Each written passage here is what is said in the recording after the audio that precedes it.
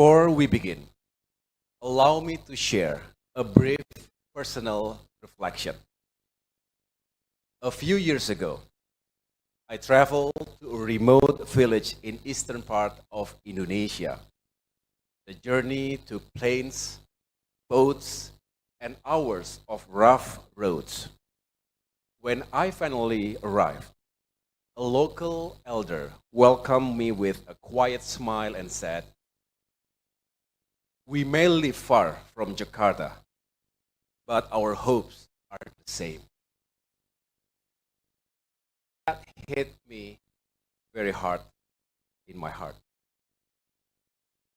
That moment has never left me, because whether we are policymakers in capital cities or farmers in distant islands, our mission is shared to build a future where opportunity reaches everyone. It is with that spirit and with deep honor that I welcome you all to the International Conference on Infrastructure 2025. This year, we are proud to host participants from across 6 continents, reflecting the truly global nature of our shared mission. To each of you, whether you have traveled from afar or join us from nearby, I offer my heartfelt thanks. Your presence is more than symbolic. It reflects a collective determination for a better, more connected future. That vision finds deep resonance in the story of Indonesia itself, a vast archipelago of over 17,000 islands, home to 280 million people living across 3 time zones. From Sabang to Merauke, from Miangas to Rote, our diversity is immense, but our purpose is united. Today, Indonesia is not just confronting challenges, we are racing against 3 urgent clocks. First, the demographic clock. Over 3 million new citizens are born each year. We must scale housing, services, and opportunity to meet their demands. Second, the economic clock. We must lift millions into the middle class, share prosperity more broadly, and sharpen our global competitiveness. Third, the ecological clock. Climate change is no longer a future threat. It is a present crisis, disrupting our cities, eroding coastlines, and straining our food and water system.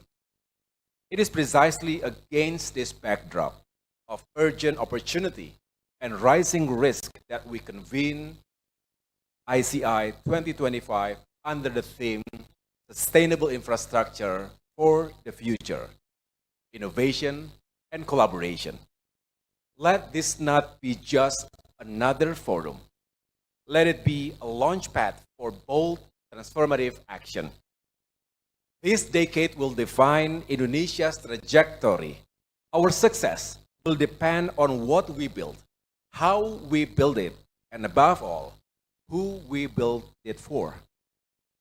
Distinguished guests, ladies and gentlemen, today Indonesia stands at a defining moment. We are the world's 4th most populous nation, a rising middle-income economy, and a critical bridge between the Indian and Pacific Oceans. President Prabowo Subianto has laid out a clear and bold development agenda. We must secure our nation's future by strengthening food security, water security, energy security through integrated, equitable, and sustainable future. Indonesia has also set an ambitious national target to reach 8% economic growth in the coming years. To get there, we cannot rely on domestic consumption alone. We must unlock the full potential of our real economy, from farms to factories, from ports to digital platforms. That means bold investment on infrastructure. Infrastructure that reduces logistic costs and increases productivity. Infrastructure that secures water for agriculture, energy for industry, and housing for workers. Infrastructure that improves urban mobility, connects rural areas, and attracts climate-aligned investment. In short, infrastructure is the foundation of inclusive, high-quality growth. If we build wisely with resilience, equity, and urgency, we will not only reach high economic growth, but also sustain it for generations. As Coordinating Minister for Infrastructure and Regional Development, I have the privilege and the responsibility of ensuring this vision is translated into action. Our ministry coordinates 5 critical portfolios. Number 1, agrarian and spatial planning, which manages land use, tenure, security, and equity. Second is public works, which ensures access to clean water, sanitation, roads, and bridges. Number 3 is transportation, which integrates sea, land, and air connectivity across archipelago. Number 4 is housing and settlement areas, which works to make affordable, livable, safe communities a reality for all Indonesian. And last but not least, transmigration, which supports frontier communities and regional balance. This is not about isolated projects. It is about systems, networks, and resilience. We coordinate not just programs, but purpose. Every new highway must unlock economic potential. Every new port must integrate seamlessly into our logistics ecosystem. Infrastructure must do more than exist. It must work as a unified system to lift communities, drive opportunity, and bind the nation together. Let me now highlight 5 priority areas anchoring our infrastructure strategy under President Prabowo Subianto's vision. Number 1, infrastructure for food and water security. A self-reliant future starts with food and water security.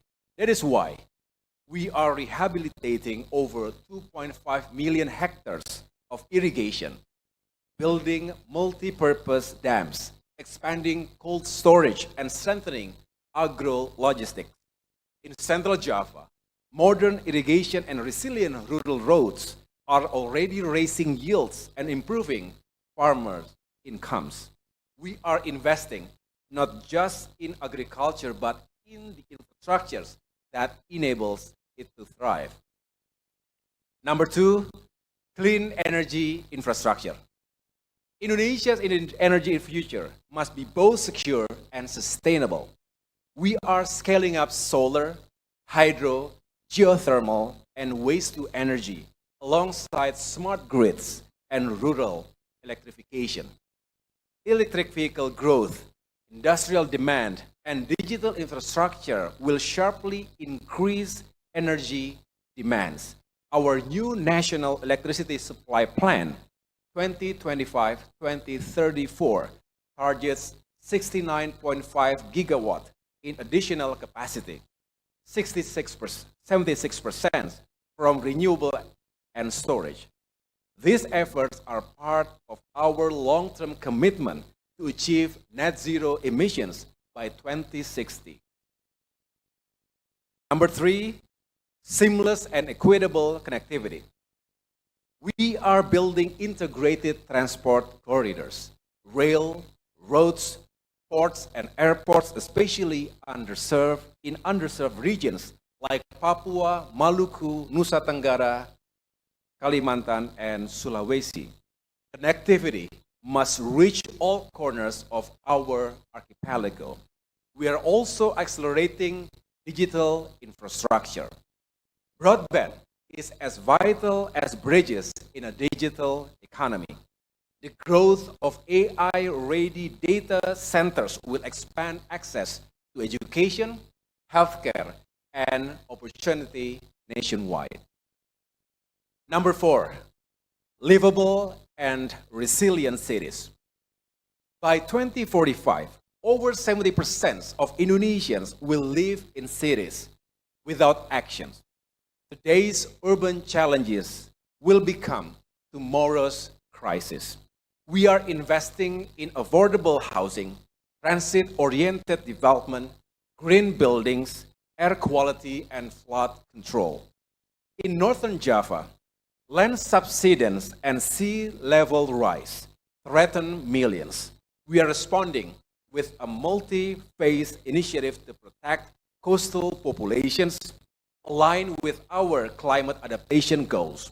Cities must be not only greener, but safer, healthier, and more inclusive. And last but not least, number 5, financing reform for sustainable infrastructure. No vision can succeed without viable financing. We are building a robust ecosystem for infrastructure financing that combines innovation, partnership, and long-term value creation. This includes scaling PPPs, public-private partnerships, launching green bonds, and expanding blended finance platforms. We will work with Danantara and global partners to improve bankability and de-risk projects across sectors. We welcome global investors, not just to profit, but to partner with us in long-term transformation. These are the key topics that we will explore together over the next 2 days at ICI 2025. Indonesia is open for business.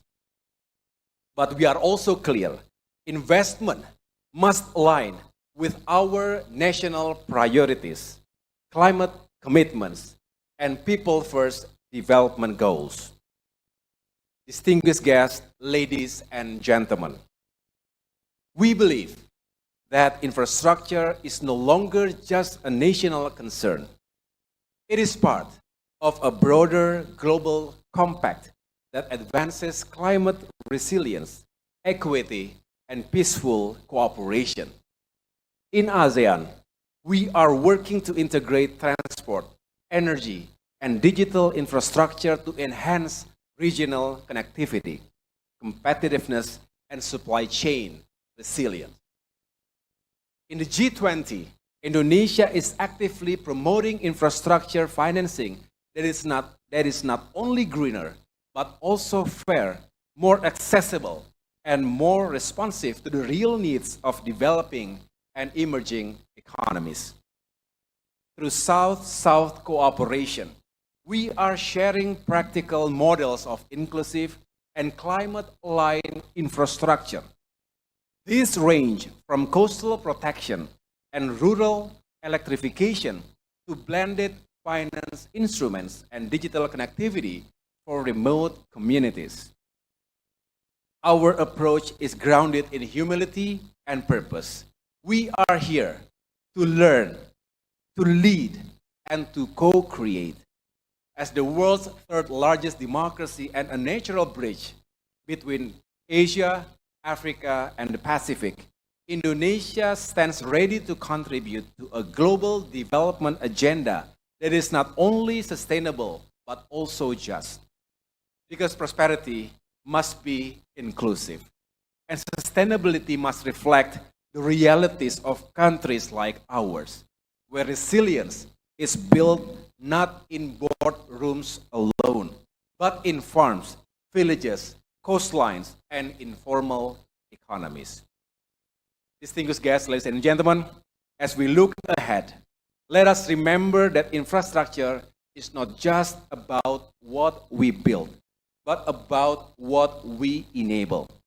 It is about enabling a child to study safely at school, a farmer to irrigate their crops in a changing climate, a family to access clean water, and an entrepreneur to bring their ideas to market. As we work to build national resilience, let us remember that it begins with people. By lifting them from poverty, securing their basic needs, and protecting their future in the face of climate change. Let this conference be a platform for bold commitments, for cross-border collaboration, and for transformational partnerships. We invite you to walk with us and to build systems that are not only strong, but also just, not only resilient, but also regenerative, not only modern, but also meaningful. Thank you for your presence, your partnership, and your purpose. May the outcomes of ICI 2025 serve as a foundation for a better, more connected, and more resilient world. Thank you. Wassalamualaikum warahmatullahi wabarakatuh.